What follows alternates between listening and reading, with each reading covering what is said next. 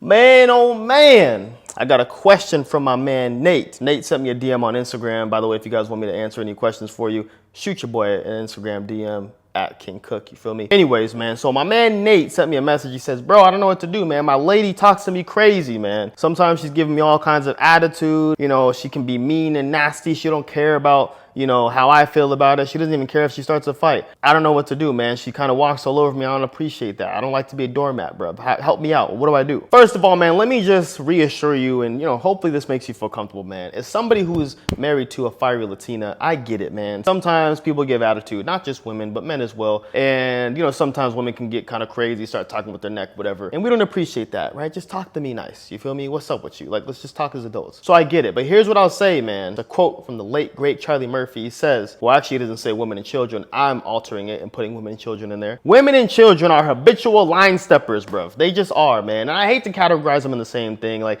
women and children, because I know if any girls are watching this, which probably not, 99% of my audience is going to be men. But if a few women trickled in here and watched this, hey, ladies, I don't mean that you guys are children. I'm just saying that y'all relate on this little, you know, this little part of your human nature, which is y'all are habitual line steppers. You'll push that line. You love walking on that line. You love dancing on that line, crip walking on that line. You love pushing our buttons. They love it. They like to give us that SHIT test, that test. They like that. They want to see how we're going to react, and how you react is very important. But you got to make sure you nip this in the bud, because, you know, if you don't, it's not going to stop. Not only is it not going to stop, it's likely to get even worse. So you got to nip it in the bud, bro. I'm going to give you advice on why this is something you need to stop. And I'm going to tell you what I would do. I'm actually going to share a story and example for you. All right, man. So a couple years ago, before I was even in the house, we were still in an apartment. Me and my wife and the babies were in the back seat. Well, our toddler and then her younger sister were in the back seat, driving back from the store. And it was awkward on the drive home because my wife was trying to buy a new washing machine, and financially I was just like not there like that. You know what I'm saying? Like, we're trying to figure it out. I got to pay bills. I got to do this and whatever. So I, being the one who's in charge of the money, who was making the money, and my wife hasn't had a job since 2019 when she first got pregnant. I'm the one who's got to be in charge of the money and overseeing it and moving different accounts. And hey, do we pay debit this time? Do we pay credit? Like, I'm the one who's in charge of the money, right? So I was like, hey, we got to figure this out. Buying washing machine, I understand is, you know, we need it if we're going to move into a house, but we got to figure this out, how I can kind of, you know, we got to be strategic about it, baby. You understand that, right? Well, it got awkward, right? We both were having attitude. I'm not going to lie. I had attitude. She had attitude. So we get back to the apartment, and now she's going to make quesadillas for my toddler, right? And I'm on the laptop in the kitchen working on whatever I'm working on. And she's giving me attitude, my wife. She's making quesadillas. She's getting the stove out, getting the cheese ready and the tortillas and all that. And she looks at me, and I see her in my peripheral vision. I wasn't looking directly at her because I'm still working. And I see her giving attitude. She's got her head cocked to the side, got her hand on her hip, sassy. And she's like, how many quesadillas do you want? I can see her rolling her eyes in my peripheral vision. She's like, how many quesadillas do you want? And I stopped for a second. I didn't say anything. She's just staring at me. And I'm like, I turned around. I said, don't talk to me like that.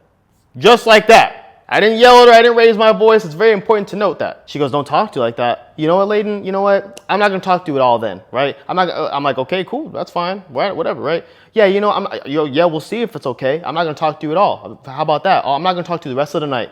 Okay, cool, right? So that's literally what happened. There was no argument. There was no yelling, whatever. But it's very important to note that there was no name calling. I didn't have to raise my voice. I didn't degrade her. I didn't put her down. I just firmly told her, do not talk to me like that. I didn't ask her, say, hey, do you mind if you don't talk to me like that? I don't really like that. Some guys can maybe do that route, but for the most part, I think a command. I'm not asking you a question. It's a command. Do not talk to me like that, right?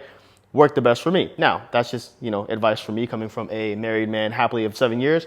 Definitely not saying it's been easy this entire 7 years, but been married for 7 years, and we got it figured out by now. We understand that these are the ways that we kind of run our relationship and our household, and we understand that we don't need to argue, we just talk, and we can fix it that way. So anyways, back to what I was trying to say. The crazy part about the whole thing is that months later, after it all passed and we'd been forgot about it, whatever, she brought it back up, or someone brought it back up, and we talked about that day, and she admitted to being turned on by my tone of voice and that I stood up for myself. I said, word? And that's what I was starting to understand. I was like, women don't want a man that allows anyone to walk all over them. They don't want to see another man walk all over them. They don't want to see their mothers or their parents walk all over them. They want to see you stand up to them as well if you have to. They don't even want you to let them, your wife, your girlfriend, walk all over you. They don't want to see anybody walk all over their man. That's unattractive to them on a biological level. So you got to understand that. So again, I'm not saying you got to go crazy. You got to fight.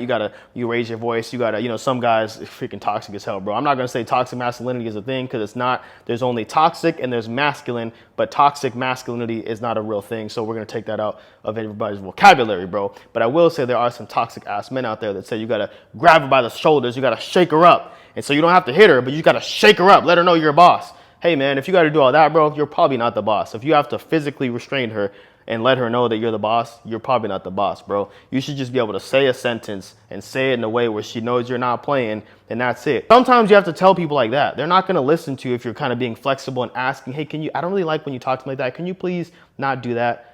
No, I don't like that. Here's a boundary. Stop talking to me like that. Very simple. So, okay, man, I want to give you some actual proper advice. I feel like I've been ranting for a little bit, but here's my advice, man. Actually, the advice I got from my older brother some years back when I was actually venting to him, asking for advice about, my marriage at the time. I said, dude, I don't know what to do. She's giving me attitude, whatever. Same situation you're in, Nate, and anybody else watching. I've been there before, right? I'm speaking from firsthand experience. He said, listen, man, if anybody tries to talk to me crazy, I don't even engage with it. I don't engage with them. I'm not going to argue with them. I'm not going to go stoop down to their level. They have to come up to my level to talk to me. If you want to talk to me, you got to come up. I'm not coming down and stooping down to your level and going to talk crazy. So here's the advice I have for you, man. If your lady or anybody else is being emotional and irrational and raising their voice and giving you attitude, don't even engage. You try your hardest to just, remain cool and, keep it smooth. Because here's the thing, man, when she's acting emotional and irrational and you stoop down to her level and then you're acting irrational, now you have two women bickering back and forth and fighting, and that's a no-go, bro. That's a no-go. We don't do that. So you gotta put a stop to it, brother. But here's the thing. Humans are creatures of habit and pattern. And because of that, sometimes when we try and break those patterns, when